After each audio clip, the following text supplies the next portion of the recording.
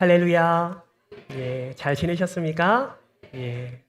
한 주에 한 번씩 여러분을 뵌다는 것은 참 주 안에서 기쁨이 넘칩니다. 여러분도 그러시죠? 네, 옆에 계신 분 얼굴 한번 쳐다보실까요? 예쁩니까? 예, 이렇게 인사하겠습니다. 참 아름다우십니다. 한 번 더 인사할 때에 칭송받는 성도가 됩시다. 칭송받는 성도가 됩시다. 우리가 보는 성경은 창세기부터 요한계시록까지 모두 66권으로 이루어져 있습니다. 그런데 어떤 성경은 그 특징을 잘 드러내기 위해서 별명이 붙는 그런 성경도 있습니다. 대표적인 성경이 바로 민수기이지요. 여러분, 민수기라는 이름이 어떻게 붙어졌습니까? 민수기를 보면 처음과 마지막에 백성의 수를 세는 것이 기록되어 있습니다. 그래서 백성의 수를 센다라고 이름하여 민수기라는 이름이 붙은 것이죠. 그런데 이 민수기에는 또 다른 별칭이 있습니다. 그것이 무엇이냐면 바로 불평기입니다. 여러분, 왜 민수기를 불평기라고 그렇게 부를까요? 그 이유는 민수기를 읽어보면 그 민수기 안에 이스라엘 백성들의 온갖 불평들이 기록되어 있기 때문에 그렇습니다. 이러한 별명은 구약에만 있는 것이 아닙니다. 신약 성경을 보면 이러한 별칭으로 불려지는 성경도 있습니다. 대표적인 성경이 무엇입니까? 바로 우리가 지금 읽은 사도행전이 바로 그와 같습니다. 여러분, 사도행전의 별칭 무엇입니까? 사도행전을 우리는 또 다른 말로 성령행전이라고 부릅니다. 여러분, 왜 사도행전을 성령행전이라고 부를까요? 그 이유는 사도들이 예수님께서 약속하신 그 성령을 받고 그 사도들을 통하여서 놀라운 역사가 일어난 그 사건이 기록되어 있는 성경이 바로 사도행전이기 때문에 그렇습니다. 또한 성령의 역사로 교회가 시작되고 또한 복음이 확장되는 내용이 기록되어 있기 때문에 우리는 사도행전을 성령행전이다라고 부르는 것입니다. 오늘 본문도 보시면 이 성령의 역사가 너무나도 분명하게 드러나는 것을 우리는 확인할 수 있습니다. 여러분, 오늘 본문 37절 말씀을 한번 보실까요? 37절 말씀을 보니까 그들이 이 말씀을 듣고 마음이 어떻게 됐다고 기록되어 있습니까? 찔려라고 기록되어 있습니다. 베드로가 설교를 했습니다. 베드로가 복음을 전했어요. 예수 그리스도를 선포했습니다. 그런데 그 예수 그리스도가 선포되는 그 말씀을 사람들이 들었는데 마음의 찔림이 있었다라고 성경은 기록하고 있습니다. 여러분, 이것은 무엇을 의미합니까? 베드로가 설교를 너무너무 잘해서 그들의 마음에 찔림이 있었습니까? 그것을 의미하는 것이 아니지요. 베드로의 설교가 훌륭했다는 것이 아니라 베드로가 전한 그 복음이 성령 하나님의 역사로 말미암아 사람들의 마음을 움직였다라는 의미가 담겨져 있는 것입니다. 그들은 복음을 들었고 그들은 마음에 찔려 회개하게 되었고 예수 그리스도를 그들의 구원자로 믿게 되었다라는 것이지요. 여러분, 이러한 사건뿐만 아니라 사도행전에는 수많은 사건들이 기록되어 있습니다. 그런데 그 사건들을 하나하나 살펴보면 모든 사건, 모든 기적, 모든 변화의 시작은 성령의 역사로부터 시작되었음을 우리는 확인할 수 있습니다. 이러한 성령의 놀라운 역사를 하나로 함축하면 사도행전을 통해서 놀라운 성령의 역사가 어떻게 나타남을 우리는 확인할 수 있습니까? 복음의 확장을 통해서 우리는 성령의 역사가 놀랍게 일어난다는 사실을 확인할 수가 있습니다. 우리 지난주에 한번 살펴보았는데 사도행전 1장 말씀을 보면 성령을 기다리는 사람이 약 120명 정도 있었습니다. 그런데 성령의 충만함을 받고 베드로가 설교하자 하루 만에 몇 명이 주님께로 회개하며 돌아왔습니까? 오늘 본문 말씀해 보니까 3,000이나 더하더라 라고 표현되고 있습니다. 여러분, 계속 한번 읽어보십시오. 사도행전을. 3,000명에서 멈추지 않습니다. 놀라운 복음의 선포는 3,000명을 넘어 5,000명까지 확장되어지는 것을 확인할 수 있습니다. 재밌는 것은요, 그 5,000명이 기록된 이후에는 얼마만큼 회개하고 돌아왔다라는 기록이 기록되어 있지 않아요. 이것은 무엇을 의미합니까? 복음이 증가될수록 셀 수 없는 수많은 하나님의 무리들이 성령의 인도하심에 따라 예수 그리스도를 구원자로 믿었다라는 것을 우리는 확인할 수가 있습니다. 여러분, 이러한 성령의 역사, 그때 당시만의 역사일까요? 저는 확신합니다. 오늘 이 시대에도, 오늘 우리의 가정에도, 오늘 예배드리는 이 자리에도 성령의 역사는 일어나는 줄 믿습니다. 우리가 사도행전과 같은 똑같은 숫자적 부흥은 경험할 수 없다 할지라도 성령 하나님은 지금도 살아계시고 성령 하나님은 지금도 역사하시기에 오늘 우리는 이 살아계신 성령 하나님의 은혜를 충만히 누리게 될 줄 믿습니다. 성령이 역사하시는 교회는 생명이 있습니다. 성령이 역사하시는 교회는 활력이 있습니다. 성령이 역사하시는 교회는 영적인 열정이 있습니다. 그리고 그 가운데 성장의 기쁨을 누리게 되는 것이지요. 오늘날 이러한 은혜를 어떻게 누릴 수 있습니까? 여러분 기억하세요. 하나님은 어제나 오늘이나 영원토록 동일하신 분이시기 때문에 그렇습니다. 성령님은 지금도 살아서 절망 가운데 있는 우리를 희망으로 바꾸시고 우리가 보기엔 불가능한 것을 성령 하나님의 역사로 말미암아 가능케 하시는 은혜를 우리에게 지금도 허락해 주고 계십니다. 지금도 성령님은 사람을 변화시키시고 지금도 성령님은 우리를 새롭게 하십니다. 이러한 은혜를 사모하는 저와 여러분 되시기를 주님의 이름으로 축복합니다. 그래서 우리 입술에서의 기도가 이렇게 바뀌었으면 좋겠습니다. 하나님, 초대교회에 역사하셨던 성령님께서 오늘 내 마음에, 내 가정에, 우리 교회에도 역사하여 주시옵소서. 이러한 기도가 저와 여러분의 기도가 되기를 주님의 이름으로 축복합니다. 그런데 오늘 본문 말씀에서 우리가 더 주의 깊게 주목해야 될 것이 있습니다. 그것을 저는 오늘 본문 47절 말씀에서 찾았는데요. 47절 말씀을 보실까요? 같이 한번 읽겠습니다. 시작! 하나님을 찬미하며 또 온 백성에게 칭송을 받으니 주께서 구원받는 사람을 날마다 더하게 하시니라. 아멘. 온 백성에게 칭송을 받으니 지금 누가 누구를 칭송하고 있는 것입니까? 세상의 많은 사람들이 초대교회 성도들의 모습의 삶을 보니 그들은 칭송받을 만하다라고 생각했고 실제로 그들을 칭송하기까지 이르렀다라고 성경은 기록하고 있습니다. 여러분, 칭송 어떤 의미입니까?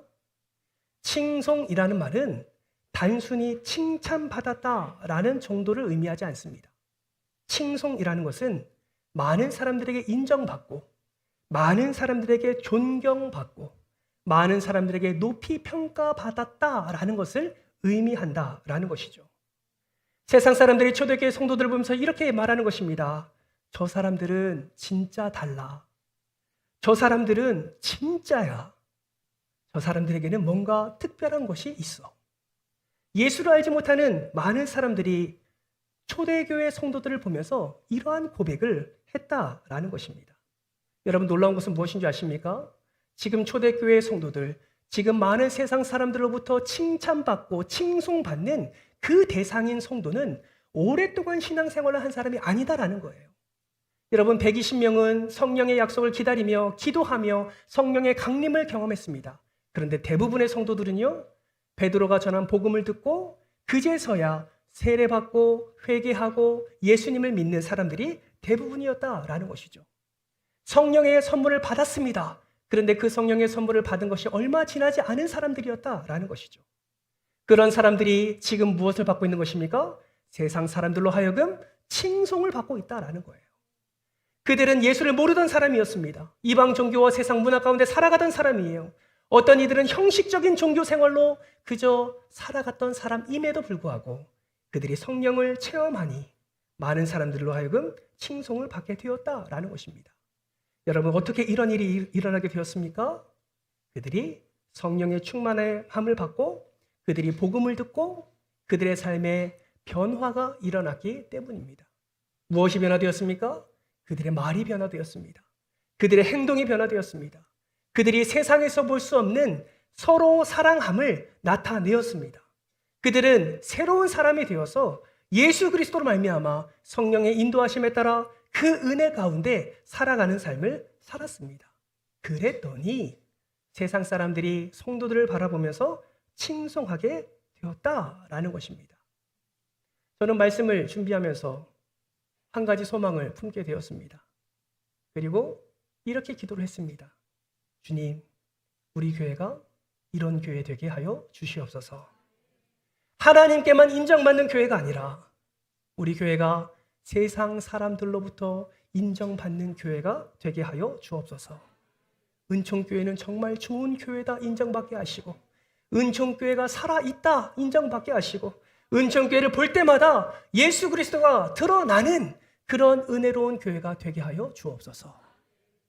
뿐만 아니라 우리가 교회 일진데 우리의 삶을 통해서 저 성도는 정말 예수 믿는 자답다라고 인정받는 그런 성도가 되게 하여 주옵소서. 여러분 이 소망 같이 품지 않으시겠습니까? 같은 소망을 품고 예수 그리스도로 성령의 인도하심에 따라 그 은혜의 발걸음을 함께 내리지 않으시겠습니까? 여러분은 지금 세상 사람들로부터 어떤 말을 듣고 계십니까? 세상 사람들로부터 어떤 이야기를 듣고 계십니까? 정말 바라고 소망하기는 성령 충만하여 복음의 능력이 나타날 뿐만 아니라 세상 속에서도 칭송받는 교회, 초대교회 같은 건강한 교회, 그런 교회가 바로 저와 우리 교회가 되기를 주님의 이름으로 소망합니다. 그렇다면 여러분, 초대교회 성도들은 도대체 어떻게 신앙생활했길래 많은 사람들로부터 칭찬을 받고 칭송을 받을 수 있었을까요? 여러분 오늘 보면 43절 말씀을 볼까요? 같이 한번 읽겠습니다. 시작. 사람마다 두려워하는데 사도들로 말미암아 기사와 표적이 많이 나타나니. 43절 말씀을 보니까 사람마다 두려워했다라고 말씀하고 있습니다. 여러분 여기서 말하는 두려움은 공포심이 아니에요. 여기서 말하는 두려움은 하나님을 향한 경외심입니다. 거룩하신 하나님을 성도의 삶을 통해서 경험하게 되고 그 성도의 삶을 통하여서 하나님을 경험할 때 나타나는 두려움, 그것이 많은 사람들에게 나타났다라는 것이죠. 왜 경외심이 생겼습니까? 왜 두려운 마음이 생겼습니까? 사도들을 통해서도 기사와 표적이 많이 나타났기 때문이죠. 여러분 기사가 무엇입니까? 우리의 이성과 상식을 뛰어넘는 초자연적인 역사가 기사입니다. 안진뱅이가 일어나고 병든 사람이 치유받고 죽은 자가 살아나는 이 놀라운 역사가 기사다라는 것이죠. 표적은 무엇입니까? 그 기적 자체보다 그 기적이 가리키는 의미에 초점을 맞춘 용어지요. 하나님이 기적을 일으키시는 이유는 단순히 사람을 놀래키시기 위해서가 아니라 그 기적을 통해 예수님이 어떤 분이신지, 그 기적을 통해 하나님의 나라가 어떻게 임하는지, 그 기적을 통해 복음이 진리인지를 말씀해 주시기 위함이었습니다. 그러므로 사도들을 통해서 나타나는 이 기사와 이 표적들을 통해서 사람들은 하나님이 하나님 되심을 알게 되었고, 그 하나님이 드러날 때마다 그들의 마음 가운데 하나님을 향한 경외심, 두려운 마음이 생기게 된 것입니다. 뿐만 아닙니다. 이러한 기사와 표적뿐만 아니라 실질적으로도 세상 사람들에게 피부에 와닿는 또 다른 변화는 따로 있었습니다. 그것이 무엇입니까? 바로 44절 말씀인데요. 같이 한번 읽겠습니다. 시작. 믿는 사람이 다 함께 있어 모든 물건을 서로 통용하고. 아멘. 여러분 세상 사람들은 먼저 누구의 필요를 생각합니까? 자신의 필요를 먼저 생각합니다. 많은 사람들은 내 필요를 채우기 위해서 얼마나 많이 애를 쓰는지 모릅니다. 내 필요가 채워지지 않았는데 다른 사람의 필요를 채운다고요? 여러분 이것은 오늘을 살아가는 시대 속에 말도 안 되는 일이죠. 우리의 생각 속에 다 이런 생각 있지 않습니까? 내가 먼저 채움을 받고 남은 것을 나눠주려고 하는 우리의 교만한 마음이 누구에게나 다 가지고 있습니다. 그런데 세상 사람들이 그 초대교회 성도를 보니까 그렇지 않다라는 거예요. 그들은 세상과 다르다라는 것입니다. 세상 사람들은 자신의 것을 더 취하려고 애를 쓰는데 그 사람들은 그렇게 하지 않았다라는 거예요. 자신의 필요보다 다른 사람의 필요를 먼저 바라보는 눈빛을 세상 사람들이 본 것입니다. 내 것을 붙잡는 것이 아니라 오히려 내 것을 나눠주는 놀라운 광경을 세상 사람들이 보았던 것입니다. 그런데 나눠주는 수준이 장난이 아니에요. 오늘 보면 45절 말씀을 보세요. 또 재산과 소유를 팔아 각 사람의 필요를 따라 나눠주며 라고 되어 있습니다. 여러분 놀라운 일 아닙니까?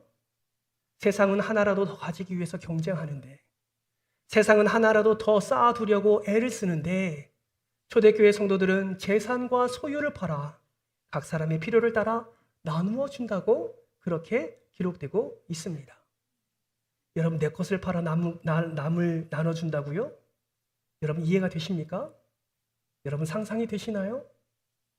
상식적으로 이해하기 어려운 일입니다.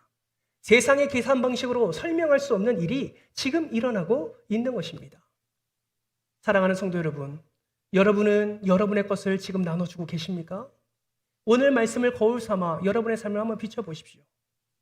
나도 예수 믿고 내 안에 살아계신 성령님이 함께 하십니다.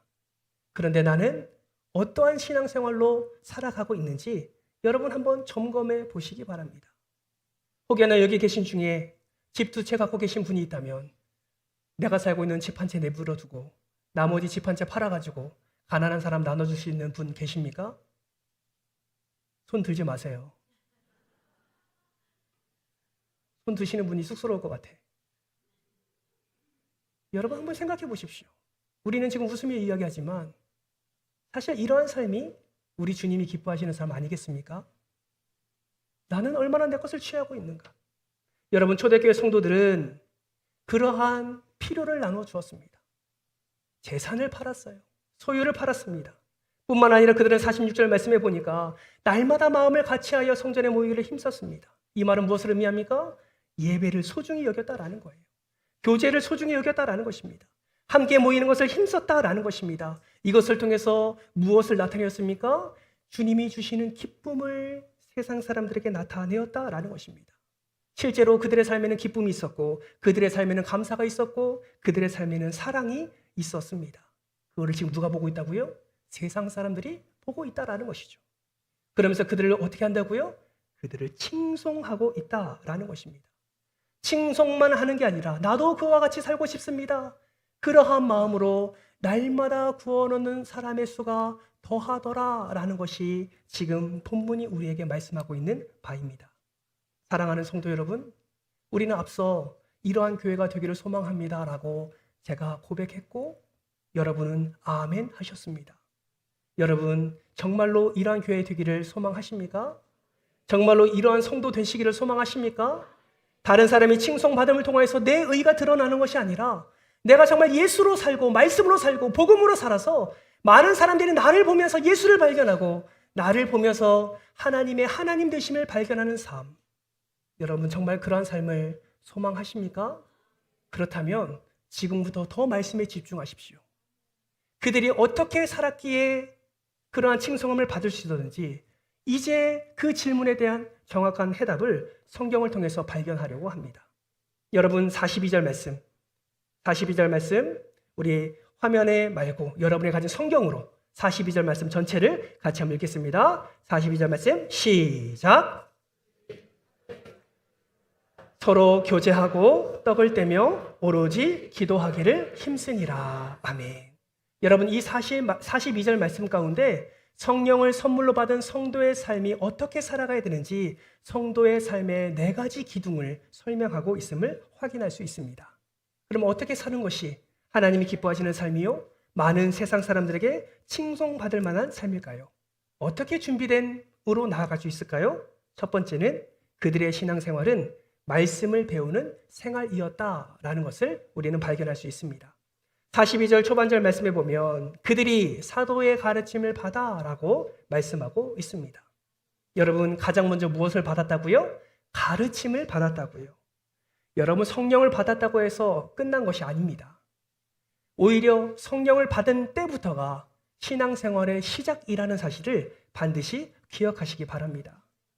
구원의 은혜를 받았다면 말씀을 통해서 그 은혜가 얼마나 큰지, 얼마나 깊은지, 얼마나 넓은지, 얼마나 높은지를 깨달아 가야 한다라는 것이죠. 성령을 선물로 받았다면 말씀을 통해서 성령이 어떤 분이신지, 어떻게 그가 역사하시는지를 깨달아 알아야 한다라는 것입니다. 그런데 여러분 오늘날의 문제는 무엇입니까? 많은 성도들이 예수를 믿는다고 고백하고 내 안에 성령님이 살아계십니다라고 고백하지만 거기에 멈춰서서 말씀을 배우는 데는 열심을 내지 않는 모습들이 너무나 많다라는 것이죠. 말씀의 뿌리를 내리는 것을 너무나 힘들어합니다. 특별한 체험은 찾습니다. 은혜로운 집회는 너무나 좋아합니다. 감동적인 간증은 너무나 귀에 쏙쏙 들어옵니다. 신비한 이야기는 나도 그런 기적을 누리고 싶습니다 라는 사모한 마음으로 얼마나 열정적으로 듣는지 모릅니다. 그런데 정작 말씀을 배우는 일에는 관심이 없습니다. 여러분, 이러한 모습은요, 매우 위험한 신앙입니다. 왜냐하면 말씀이 없는 체험은 오래가지 못하기 때문입니다. 말씀이 없는 열심은 방향성을 잃어버리기 때문이지요. 말씀이 없는 감정은 쉽게 식어버립니다. 그러므로 여러분 기억하십시오. 신앙생활의 뼈대는 말씀입니다. 신앙생활의 뿌리는 말씀이에요. 말씀이 없는 신앙은 물거품과 같습니다. 말씀이 없는 신앙은 겉은 화려해 보일 수 있어요. 그러나 속은 빌 수밖에 없는 것입니다. 잎은 무성할 수 있지만 열매가 없습니다. 말씀 없는 신앙은 허수아비와 같은 것입니다. 그러므로 여러분 기억하십시오. 초대교회 성도들이 가장 먼저 가르침을 받았다는 것은 그만큼 신앙생활에 있어서 말씀은 너무 중요하다는 사실을 여러분 기억하시길 바랍니다. 성도들이 누구로부터 이러한 가르침을 받았습니까? 사도들로부터 가르침을 받았어요.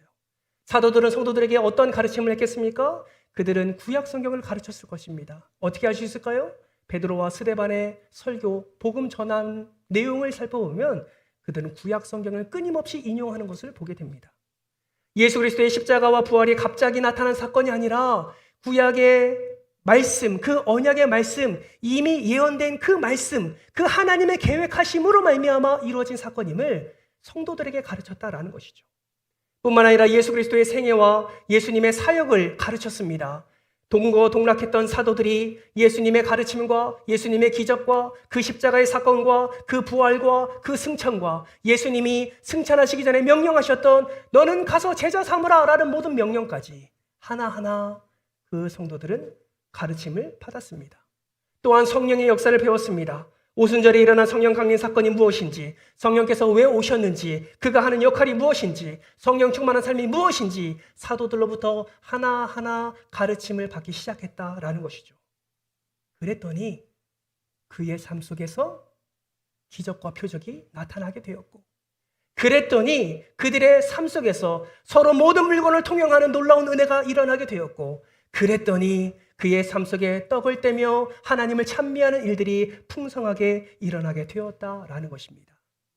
사랑하는 성도 여러분, 여러분에게 한 가지 질문합니다. 여러분은 얼마나 말씀을 배우는데 열심을 내고 계십니까? 오랫동안 신앙생활 하셨을 텐데 여러분 안에 말씀은 얼마나 가득 차 있으십니까? 어떤 이단이 와서 여러분에게 잘못된 교리로 여러분을 미혹할 때 여러분은 말씀으로 그 악한 이단을 물리칠 수 있으시겠습니까?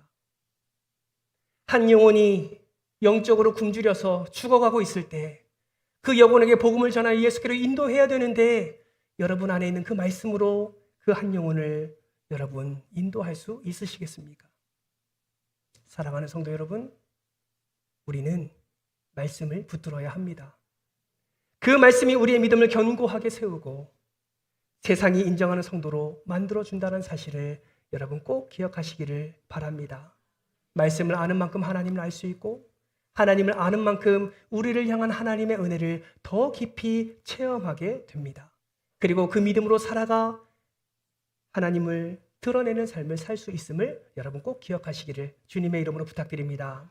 둘째, 초대교회 성도들의 모습은 서로 교제하는 것이었습니다. 42절 말씀을 보면 가르침을 받았습니다. 그 다음에 배움으로서만 끝나지 않고 그들은 서로 교제했습니다. 이러한 사실을 통해서 우리는 매우 중요한 사실을 하나 발견합니다. 그것이 무엇이냐면 말씀은 하나님과 인간을 연결시켜주는 그 관계를 세워주는 것이라면 교제는 인간과 인간의 관계를 세워주는 것임을 우리는 반드시 깨달아야 합니다. 신앙생활은 하나님과의 관계만으로 완성되지 않습니다. 물론 그게 1순위겠지요. 하나님과의 관계가 온전해야 됩니다. 그러나 그것으로만 끝나는 것이 아니라 하나님을 사랑하는 사람은, 그 관계가 온전한 사람은 또 다른 사람도 사랑하고 그 관계의 온전함을 나타내야 하는 것입니다. 여러분, 베드로의 설교를 듣고 3천 명이나 돌아왔습니다. 여러분, 그들은 똑같은 직업, 똑같은 출신, 똑같은 학력이 아닙니다. 그들은 성격도 다르고 신분도 다릅니다. 모든 것이 다 달라요. 어떤 이는 자유인, 어떤 이는 종이었고, 어떤 이는 헬라인이었고, 어떤 이는 유대인이었고, 어떤 이는 할례자였고, 어떤 이는 무할례자였습니다. 그러나 그들은 놀랍게로 하나가 되었습니다. 어떻게 해요? 성령 하나님으로 말미암아 그들은 하나됨의 은혜를 누리게 되었습니다. 하나됨의 은혜, 너무나 사모하는 은혜이지만 사실 우리 안에서 이러한 하나됨의 은혜를 누리는 것이 참 쉽지 않음을 우리도 경험합니다. 어떤 사람은 만남의 과정 속에 좋은 경험보다 상처받는 경험을 더 많이 할 때도 있습니다. 어떤 이는 말 한마디 때문에 실족함을 경험하는 이도 있고, 어떤 이는 기대했던 만큼 사랑받지 못해서 넘어짐을 경험하는 이들도 있습니다. 그러나 여러분, 그렇다고 해서 모든 관계를 끊어버리고 혼자서 홀로 신앙생활을 하는 것은 바람직하지 않습니다. 하나님은 우리로 하여금 공동체를 세워주신 이유가 있어요. 이 공동체 안에서, 성령 공동체 안에서 성령이 하나 되게 하신 것을 힘써 지키며 함께 복음을 향하여 나아가라고 우리에게 이 공동체를 허락해 주셨습니다. 함께 살아가라고, 함께 예배하라고, 함께 울라고, 함께 웃으라고, 함께 기도하라고, 함께 믿음의 길을 걸어가라고 우리에게 공동체를 허락해 주셨습니다. 그러므로 사랑하는 성도 여러분, 교제하기를 힘쓰시기를 주님의 이름으로 부탁드립니다. 혹여나 혼자 계신 분 계시다면 여러분, 교회 안에서, 성도 안에, 교제 안에서 성령 하나님의 은혜를 누리시기를 애쓰시기를 주님의 이름으로 부탁드립니다. 말씀을 배우는 것도 중요하고 성령 충만을 사모하는 것도 중요합니다. 거기서 멈추지 마시고 교제 속으로 들어가십시오. 여러분, 우리 교회 기관이 있고 구역이 있습니다. 물론 완벽한 소그룹 없습니다. 우리 안에도 연약함이 있기 때문이죠. 그러나 그런 연약함 속에서도 역사하시는 하나님의 은혜를 기대하면서 계속해서 관계 속으로 들어가서 하나님의 은혜를 함께 나누시기를 주님의 이름으로 축복합니다. 기억하세요. 교회의 힘은 말씀에서 나오고 동시에 교회의 따뜻함은 교제에서 나온다는 사실을 반드시 기억하시기를 바랍니다. 말씀은 교회를 진리 위에 세우고 교제는 교회를 사랑 위에 세운다는 사실을 기억하시기를 바랍니다. 그래서 나보다 더 힘들고 어려워하는 사람 있으면 먼저 다가가셔서 손잡아 주시고 함께 울어주시고 함께 필요를 채워주시고, 그래서 진정한 성령의 공동체답게 그렇게 은혜를 함께 나누는 저와 여러분 되시기를 주님의 이름으로 축복합니다. 세 번째는 초대교회 성도들은 서로 떡을 떼었습니다. 42절 말씀에 보니까 가르침을 받았습니다. 멈추지 않고 서로 교제하기를 힘썼습니다. 거기서 멈추지 않고 떡을 떼었습니다. 여러분, 떡을 뗀다라는 말은 무엇을 의미합니까? 그 공동체가 예배 공동체임 동시에 식탁 공동체였다라는 것입니다. 그런데 여기서 우리가 주의해야 될 것이 있어요. 떡을 뗀다라는 이 표현이 마치 초대교회는 먹는 데 집중했다라고 생각해서는 안 된다라는 것입니다. 교회 안에 어떤 분들은 이 먹는 것을 너무 가볍게 생각하는 경우도 있습니다. 그저 밥 먹는 시간 정도로 생각하는 것이죠. 어떤 사람은 왜 자꾸 교회에서 먹기만 하냐? 기도하고 말씀 들으면 되지. 꼭 같이 밥을 먹어야 되냐? 우리 교회 성도들은 그렇지 말 안 하는데 다른 교회 성도들은 이런 말을 하시는 분들이 있나 봐요. 여러분, 초대교회는 그렇게 생각하지 않았습니다. 그들은 식사를 단순히 배 채우는 시간으로 여기지 않았습니다. 성도의 사랑을 나누는 시간으로 여겼고, 공동체를 세우는 시간으로 여겼고, 그리스도의 몸된 교회를 세워가는 시간으로 여겼다라는 것입니다. 떡을 뗀다는 것은 단순히 음식을 먹는 것으로 끝나는 것이 아니라 사랑을 나누는 것을 의미했고, 서로를 받아들이는 것을 의미했고, 서로를 섬기며 가족처럼 여기는 것을 의미했다라는 것입니다. 그러므로 우리 교회에서도 주일 예배 후에 식사하는 것, 또 소그룹 모임 가운데 다과를 나누는 것, 이 모든 것이 가볍게 여길 것이 아니라는 사실을 반드시 기억하시길 바랍니다. 이를 위해 수고하시는 분들이 얼마나 많습니까? 그분들을 진정 축복합니다. 나의 헌신을 통하여, 애씀을 통하여 이 교회를 세워가고 사랑을 세워가고 그리스도의 몸된 교회를 세워가는 놀라운 헌신은 하나님 앞에 기쁨으로 축복의 은혜를 경험하게 될 줄 믿습니다. 고린도 교회를 보면 고린도교회 11장 33절 34절 말씀을 보면 이런 표현이 있습니다. 먹으러 모일 때에 서로 기다리라. 왜 이렇게까지 말했을까요? 그 당시에 교회 안에 음식을 먼저 먹어버리는 그러한 관습이 있었던 것 같습니다. 그랬더니 늦게 오는 사람은 그 음식을 먹을 수가 없었던 것이죠. 어떤 이들은 좋은 음식만 골라서 먹습니다. 그러다 보니까 어떤 이는 그 음식을 먹을 수 없고 굶게 되는 일도 일어나게 되었습니다. 그래서 그것이 갈등이 되었고 사도 바울은 먹으러 모일 때 기다리라 라는 표현을 하게 된다라는 것이죠. 여러분, 이것을 통해서 우리는 무엇을 할 수 있습니까? 나만 생각하지 말라는 겁니다. 떡을 뗀다는 것은 다른 사람을 먼저 생각하라는 것입니다. 내 배만 채우지 말고 형제 자매를 돌보라 라는 의미를 담고 있다라는 것입니다. 사랑하는 성도 여러분, 떡을 떼며 하나님께 영광 올려드리는 이 일을 가볍게 여기지 마시고 오히려 이 일을 통해서 공동체를 세우고 교회를 세우고 오직 하나님의 나라를 세워가는 일임을 기억하면서 마음을 다해서 떡을 떼는 일에도 힘쓰시기를 주님의 이름으로 축복합니다. 마지막 네 번째입니다. 초대교회 성도들은 기도에 전념했습니다. 42절 말씀을 보실까요? 가르침을 받았습니다. 교제했습니다. 떡을 뗐습니다. 그런데 마지막은 무엇으로 끝났습니까? 기도로 끝났다라는 것을 우리는 확인할 수 있습니다. 무엇을 기도했을까요? 사랑을 나눈 공동체였기 때문에 자신을 위한 기도가 아니라 서로를 위한 기도를 하지 않았을까 생각합니다. 내 문제를 가지고 기도하는 것이 아니라 서로의 문제를 가지고 함께 중보하며 그러한 기도로 나아갔을 것입니다. 42절 말씀에 보니까 기도하기를 힘썼다라고 표현합니다. 여기서 말하는 힘썼다라는 것은 끈질기게 기도했다, 전심으로 기도했다라는 뜻을 담고 있습니다. 사랑하는 성도 여러분, 기도는 성도의 생명줄입니다. 따라해서 볼까요? 기도는 성도의 생명줄입니다. 한 번 더, 기도는 나의 생명줄입니다. 아멘이십니까?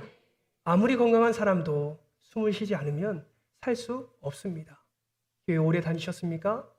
기도하지 않은 분은 영적으로 죽어가고 있는지 모릅니다. 여자분이 아이를 잉태하면 그 탯줄로 인하여서 아이에게 영양분을 공급하고 산소도 공급하고 그것으로 말미암아 아기의 생명이 유지되는 것처럼 우리는 이 기도의 탯줄이 끊어지면 우리는 생명을 유지할 수가 없습니다. 여러분, 기도는 하나님과 우리를 연결하는 영적인 탯줄임을 기억하시고 그 기도를 통해서 하나님의 놀라운 능력과 하나님의 위로와 하나님의 지혜가 공급된다는 사실을 기억하시고 이 생명줄을 굳게 붙잡으시기를 주님의 이름으로 축복합니다. 지금 우리는 네 가지의 기둥을 살펴보았습니다. 가르침을 받고 교제하고 또 떡을 떼며 오로지 기도하기에 힘쓰는 초대교회 성도들의 모습을 보면서 앞으로 우리가 나아가야 될 방향성을 우리가 체크를 해보았습니다. 사랑하는 성도 여러분, 많은 사람들이 예수 그리스도를 알지만 거부하는 이 시대 속에 저와 여러분을 통해서 역사하시는 성령 하나님의 역사를 통하여 우리 교회를 통하여 더욱더 하나님이 드러나기를 저는 소망합니다. 여러분, 오늘 말씀 붙잡고 어떻게 살아가시겠습니까? 그저 소망의 마음만 품고 끝내시겠습니까? 아니면 이번 한 주간 동안 이 네 가지 기둥, 성도의 삶의 기둥으로 생각하며 이것을 통하여서 하나님께 영광 올려드리는 삶으로 나아가시기를 힘쓰시겠습니까? 바라고 소망하기는 말씀 붙들고 순종하는 삶을 통하여 말씀을 사랑하는 교회, 성도의 교제가 살아있는 교회, 함께 떡을 떼며 사랑하는 교회, 기도가 끊이지 않는 교회, 그래서 하나님이 기뻐하시고 세상 사람들을 인정하며 날마다 구원받는 사람들이 더해지는 교회가 되기를 주님의 이름으로 축복합니다. 그러한 통로로 여러분 쓰임받으시고 그 공동체의 주인공이 되어주셔서 하나님께서 놀랍게 역사하시는 그 은혜를 충만히 누리시고 역사의 주인공으로 든든히 서가시는 여러분 되시기를 다시 한번 주님의 이름으로 축원합니다.